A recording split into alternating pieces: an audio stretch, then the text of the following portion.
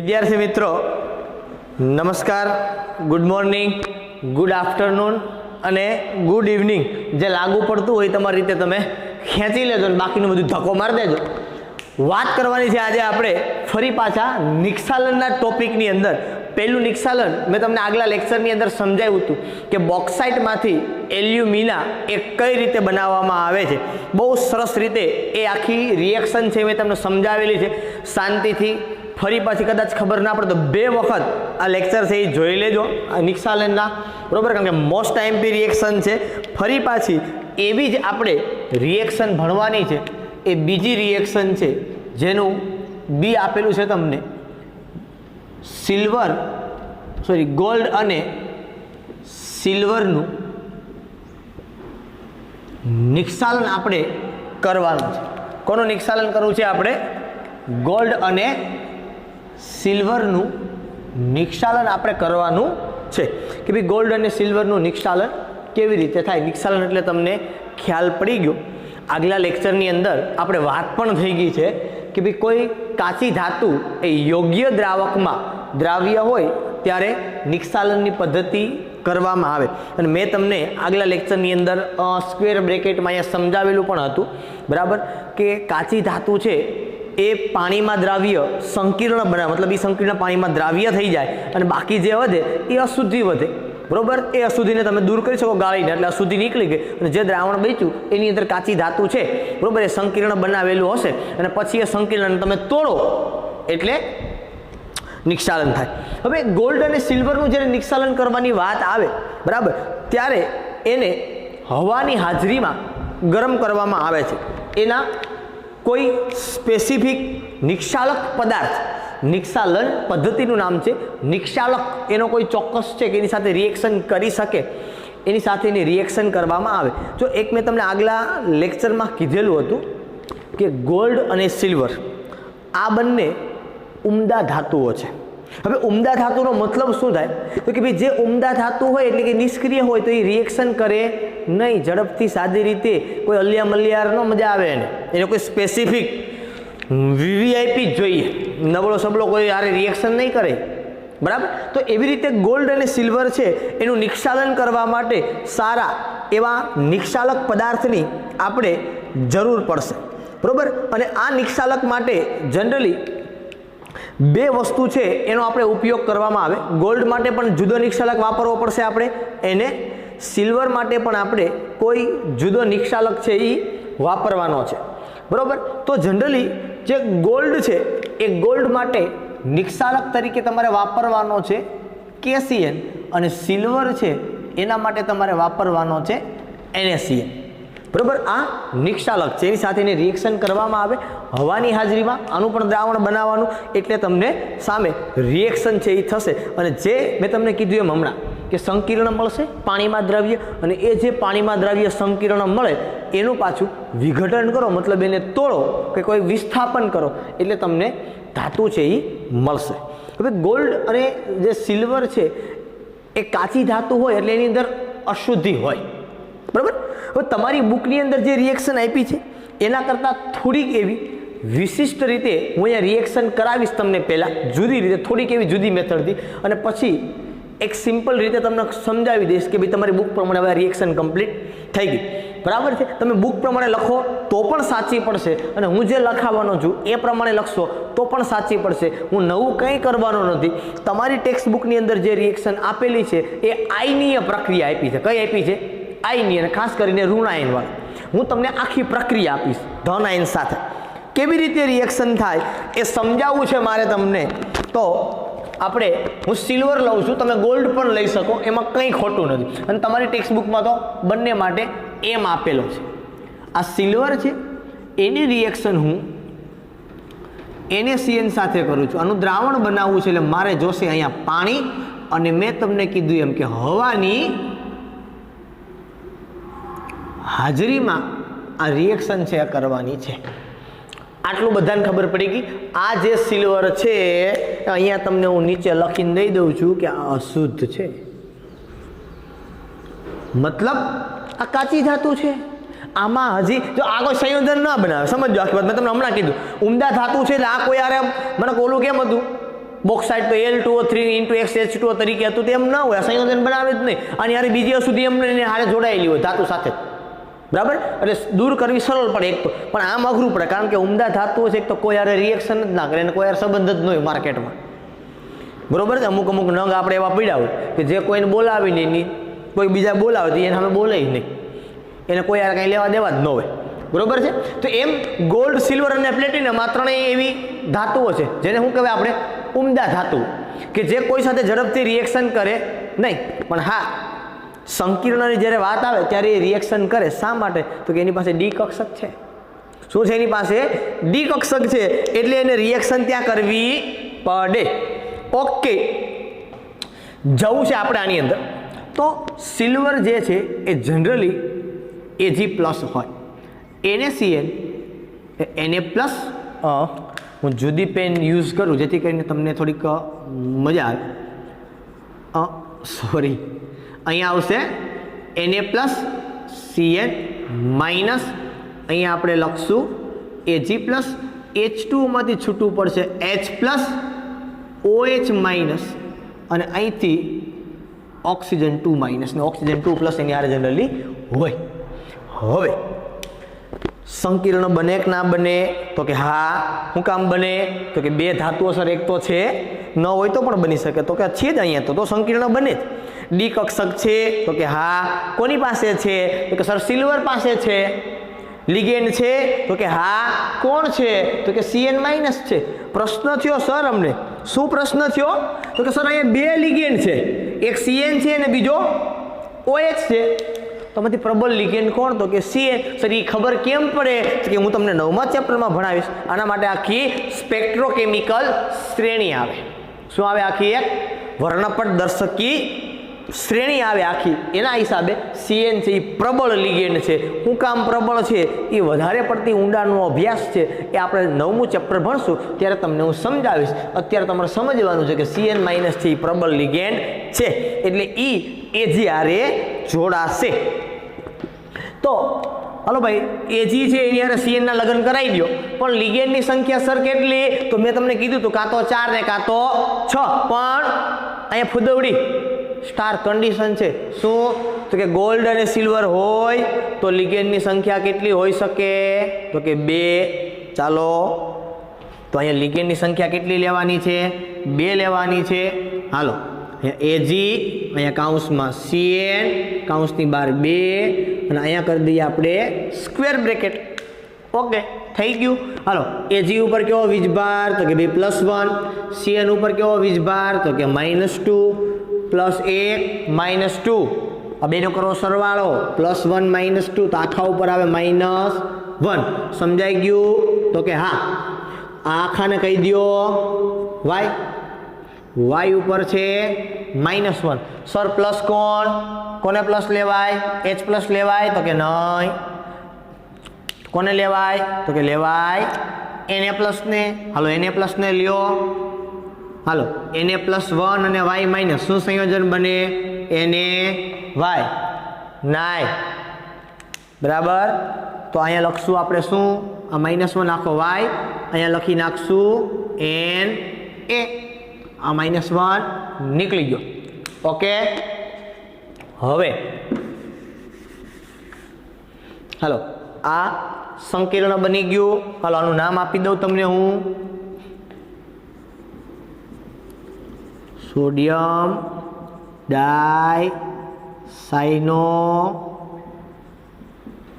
આર્જેન્ટેટ કૌંસમાં 1. આ એનો ઓક્સિડેશન આંક છે, બરોબર. આર્જેન્ટેટ કહેવાય કારણ કે સિલ્વર છે ને એને આર્જેન્ટિનિયમ કહેવાય. તમે સાહેબ તમે એટ તો લગાડો છો, પણ દર વખતે કેમ આમાં આર્જેન્ટેટ કેમ?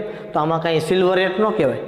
સિલ્વર તો આપણે એને કહીએ છીએ એના રંગના કારણે, ચળકાટના કારણે, બરાબર છે. ચાંદી એટલે સિલ્વર, ચાંદી જેવો રંગ હોય એટલે આપણે એને કહીએ. જો કે ચાંદી જ છે ખુદ પોતે, બરાબર છે. પણ એને જનરલી નામ છે એ શું બોલાય? આર્જેન્ટિનિયમ. શું નામ છે એનું? Ag એટલા માટે સંજ્ઞા પડી. શું નામ છે એનું? આર્જેન્ટિનિયમ, બરોબર. ગ્રીક ભાષાનો શબ્દ છે. સેમ Au છે ને, તો એને ઓરેટ એવું બોલાય. શું બોલાય? ઓરેટ અથવા તો ઓર એનું નામ છે ગ્રીક ભાષામાં. ગોલ્ડનું નામ Au સંજ્ઞા એટલા માટે પડી, ઓર એનું નામ છે, બરોબર. ઓર ઉપરથી સંજ્ઞા એવી કઈ એયુ. આ લેટિન અને ગ્રીક ભાષાના શબ્દો છે, એના ઉપર આવ્યું. હવે આપણે પ્રક્રિયાને કરવાની છે સમતુલિત. તો કે નહીં સર, હજી આનું શું કરવાનું? આ બે જોડાય, હા જોડો નહીં, જોડો તો શું બન્યું? H2O બને? કોઈ દી ના બને. શું કામે? પ્રક્રિયકમાં હોય એ ક્યારેય નિપજમાં આવી શકે નહીં. હવે આવું જ્યારે બને ત્યારે શું કરવાનું? તો કે આનો બહુપરમાણવીય આયન બનાવવાનો. શું બનાવવાનો? બહુપરમાણુ આયન. કેમ બનાવવાનો? તો કે જો અહીં શીખવાડું તમને. આ H+ છે, ઓક્સિજન 2- છે. આ બેન જોડવાના.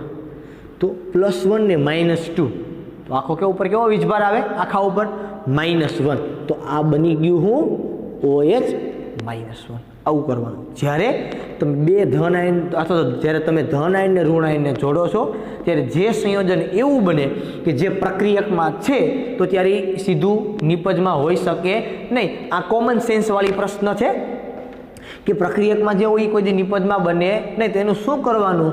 તો કે એનો બહુપરમાણુય આયન બનાવવાનો. શું બનાવવાનો? એનો બહુપરમાણવીય આયન. હાલો, કોણ બન્યું? OH-. ઉપર પણ કોણ છે? OH- છે. ઓકે, હવે કોની હારે જોડાય? તો કે આની હારે ન જોડાય. Cn- હારે? તો કે નહીં. ધન આયન 2 છે સર, આમાંથી કોની હારે જોડાય? Ag હારે? તો કે નહીં. શું કામ? એ તો સંકીર્ણમાં વહી ગયું. તો વધ્યો કોણ? વધારાનો Na+. તો હાલો લખો અહીંયા. શું લખો? NaOH. બધુંય કામ થઈ ગયું, સરસ રીતે કામ થઈ ગયું, ખબર પડી ગઈ બધીએ. તો કે હા, હવે સંતુલિત કરવી છે. થોડીક એવી અઘરી છે, પણ સમજો ક્યાંથી ચાલુ કરવી. ઓક્સિજનની સંખ્યા ગણો. અહીંયા 2 છે અને એક અહીંયા છે, 3 છે. અહીંયા કેટલો છે? 1 જ છે. હવે 3નો મેળ ન જ આવે. તમને ખબર છે 3નો ભેગું થાય ને. અહીં તમે 3 મૂકો તો હાઇડ્રોજન 3 થઈ જાય, તો અહીંયા ઓલું થઈ જાય. એટલે પ્રેમથી શું કરો ખબર? અહીં કોઈને કહેતા નહીં. અહીં કેટલા મૂકી દો? 2. આ પ્લસને હું થોડાક એવા દૂર લખું, અહીં લખી દઉં છું પ્લસ. અહીં 2 મૂકી દો. અને ઓક્સિજન કેટલા થઈ જાય ખબર? 4. હાઇડ્રોજન 4. એટલે તમારે કેટલા મૂકાય ખબર છે? બંધ કહેતા નહીં. કેટલા મૂક્યા? 4 થઈ ગયા. 4 ઓક્સિજન ને 4 હાઇડ્રોજન. હવે ક્યાં પ્રશ્ન આવ્યો? તો કે સોડિયમ કેટલા થયા સર? 4 ને 1 5. હવે જો તમે અહીંયા 5 મૂકો તો Cn કેટલા થયા? 5. અહીં કેટલા છે? 2. તો મેળ આવે નહીં. તો શું કરે? અહીંયા કરે. હાલો 6 મૂકો તો અહીં કેટલા મૂકવા પડે તમારે? 2 ને 4. તો અહીંયા છે સોડિયમ. તો સિલ્વર 2 એ તો ઓકે થઈ જાય. એને 6 થયા. Cn કેટલા થયા? 2 2 4. અહીંયા કેટલા છે? 6. હવે એકી સંખ્યામાં ન મેળ આવે કોઈ દિવસ, એટલે 2 કી જ રાખવાની. 6 પછી કેટલા મૂકો સીધા? અહીંયા 8. 8 એને થયા. અહીં કેટલા મુકાય? 4. Cn કેટલા છે? 4 2 8. હાલો Cn 8 થઈ ગયા. 8 એને 8. Ag કેટલા છે? 4. અહીંયા મૂકો 4. હાલો બાકી બધું રેડી. ઓક્સિજન 4 છે, સોડિયમ 4 છે, હાઇડ્રોજન 4 છે. બાકી બધું થઈ ગયું કમ્પ્લીટ. આ તમારું નિક્ષાલન આટલું થયું. હજી પાણીમાં દ્રાવ્ય સંકીર્ણ બન્યું છે. અહીંયા હું લખવું હોય તો લખાય AQ. આવું છે. ઓકે, હવે તો કે સર આ સિલ્વર અંદર કીધું, આ તો અશુદ્ધ હતી એ ગઈ છે, હવે આનું શુદ્ધિકરણ કરવાનું છે. હજી તો હવે શુદ્ધ થાય ધીમે ધીમે. કેવી રીતે થાય? તો કે જે હતું એ પાછું લખવું. અહીંયા હું તો અહીંયા લખું છું Na. અહીંયા આવશે હવે AgCN ટ્વાઇસ વત્તા હું અહીંયા લખીશ Zn ને. આ Zn છે ને, આ રિડક્શન કરતા પદાર્થ છે, બરોબર? ધાતુ છે. આ લિગેન્ડ છે? તો કે હા. હા ધાતુ લિગેન્ડ હોય નહીં. ડી કક્ષક ધરાવે? તો કે હા. સંકીર્ણ બનાવે? તો કે હા. હવે શું કરવાનું તમારે? તો કે કાંઈ નથી કરવાનું. ફેરા ફેરવવાના છે. ઝીંકને ક્યાં લઈ આવવાનું? એજીની જગ્યા ઉપર. એજીન ક્યાં લઈ જવાનો? ઝીંકની જગ્યા ઉપર. એકલો આવી જાય સર તકલીફ થાય ને. શું તકલીફ થાય સર? એજી છે ને એ 2 લિગેન્ડ હારે જોડાઈ શકે, અને ઝીંક છે એ 4 અથવા તો કેટલા હારે જોડાઈ શકે? લિગેન્ડ હારે 6 હારે જોડાઈ શકે. તો અહીંયા તો 2 જ છે, તો કાંઈ વાંધો નહીં. આપણે ખીચામાં ત્યાં કંઈ કાઢવાનું જ નથી. અહીંયા 4 હતા, આપણે લખી નાખશું આગળ 2. પહેલાં તો હું અહીં Zn ને Ag ને કાઢું. ત્યાંથી કોને નાખું છું? ઝીંકને. જોજો અહીં શું થયું? Zn અહીંયા CN કેટલા કરવા પડે મારે 4 2 તો શક્ય નથી 2 તો હાલે નહીં કારણ કે એજીઆર જ 2 લિગેન્ડ હોય ઝીંકાર તો મિનિમમ 4 હોવા જ જોઈએ ઓકે હવે અહીંયા બનાવીએ ગોઠવણી કરીએ કરો ગોઠવણી ZN ઉપર કેટલો વીજભાર હોય +2 1 CN ઉપર -1 તો 4 CN ઉપર -4 કરો બેને ભેગા કેટલા આવ્યા -2 અને હું કહી દેવાનું છે y ઉપર કેટલા -2 ધન આયન કોણ છે અહીંયા Na+ તો અહીંયા લખો Na+ y -2 હું બનાવે Na2y નટુ y કઈ y નટુ y તરીકે કોણ છે તો કે આખું અહીંયા હું લખવાનું છે નટુ હાલો આ નટુ અહીંથી 2 ગયું હાલો આ કાઢી નાખું છું રેડી સમજમાં આવ્યું ઓકે આવું થયું સર CN 4 છે સોડિયમ 2 છે ખીચામાં ક્યાં નાખવા અહીં નાખો 2 સિલ્વર નીકળું બારું કેટલા સિલ્વર હતા તો કે 2 તો લખો અહીંયા 2 Ag આ લખો સોલિડ આ જે તમને Ag મળ્યું એ Ag તમને કેવી મળી શુદ્ધ મગજમાં બેઠું આ ZN છે ને આ જે પ્રક્રિયા છે ને આને વિસ્થાપન કહેવાય ધાતુ વિસ્થાપન થયું શું થયું કહેવાય આને ધાતુ વિસ્થાપન થયું કહેવાય મગજમાં બેઠી આખી વસ્તુ આનું નામ તમારે આપવું હોય તો અપાય સોડિયમ ટેટ્રાસાયનો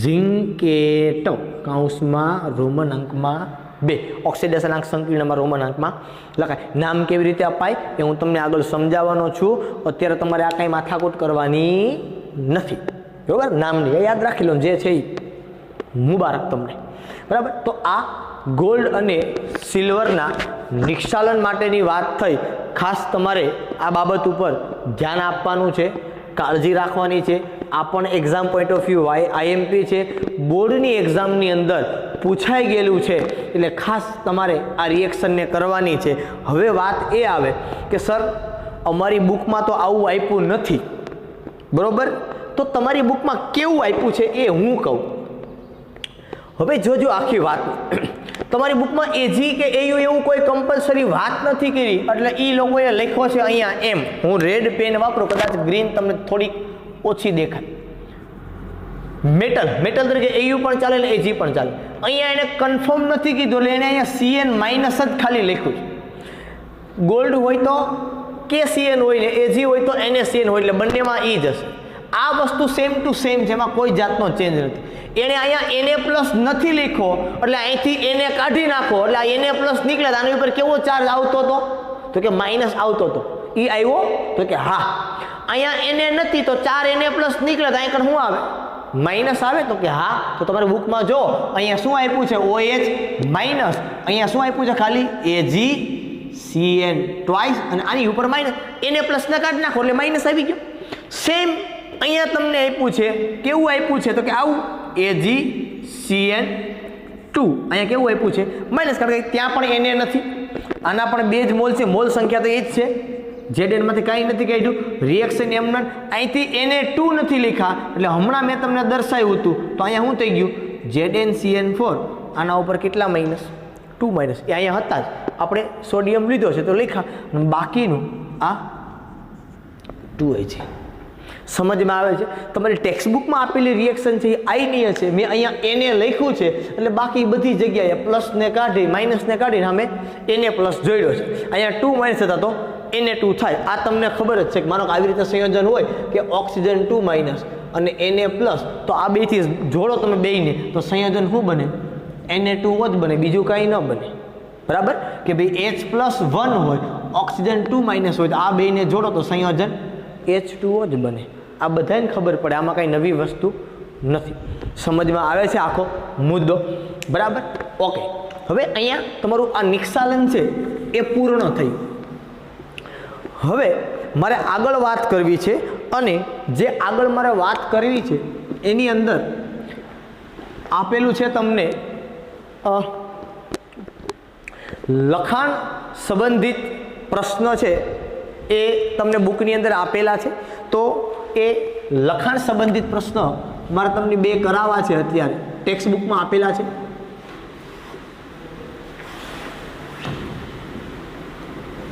એમાં જે પહેલો 6.1 કરીને જે પ્રશ્ન આપેલો છે એ 6.1 કરીને જે પ્રશ્ન આપ્યો એ શું આપ્યો છે તે કોષ્ટક 6.1 માં, મતલબ આપણે પહેલું કોષ્ટક જે ભણી ગયા કાચી ધાતુવાળું, કોષ્ટક 6.1 માં જણાવેલ અયસ્કોમાંથી કઈ ચુંબકીય અલગીકરણ પદ્ધતિ વડે સંકેન્દ્રિત કરી શકાય છે. તો એમાં મેં તમને આગળ પણ કીધેલું છે, એ પ્રશ્ન તમને આવડે જ કે આયનની જે કાચી ધાતુ છે એ આયનની કાચી ધાતુને તમે ચુંબકીય અલગીકરણ વડે એને એકઠી કરી શકો. બરાબર, આ પહેલો પ્રશ્ન.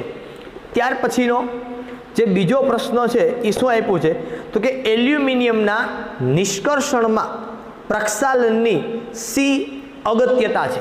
આવો પ્રશ્ન આપ્યો છે કે ભાઈ એલ્યુમિનિયમનું જે નિક્ષાલન થાય છે, આ એલ્યુમિનિયમના નિક્ષાલનમાં એલ્યુમિનિયમની અંદર જે પદ્ધતિ છે એમાં નિક્ષાલનની અગત્યતા શું, તો એના જવાબમાં તમારે એવું લખવાનું છે કે એલ્યુમિનિયમ સાથે જે અશુદ્ધિ જોડાયેલી છે, સિલિકોન ડાયોક્સાઇડ, આયર્ન ઓક્સાઇડ અને ટિટેનિયમ ડાયોક્સાઇડ, આ અશુદ્ધિને દૂર કરવા માટે નિક્ષાલન છે એ અગત્યનું છે. બરાબર, આ દરેકની અંદર વસ્તુ તો આ જ આવે, એકદમ સિમ્પલ બંનેના જવાબ છે.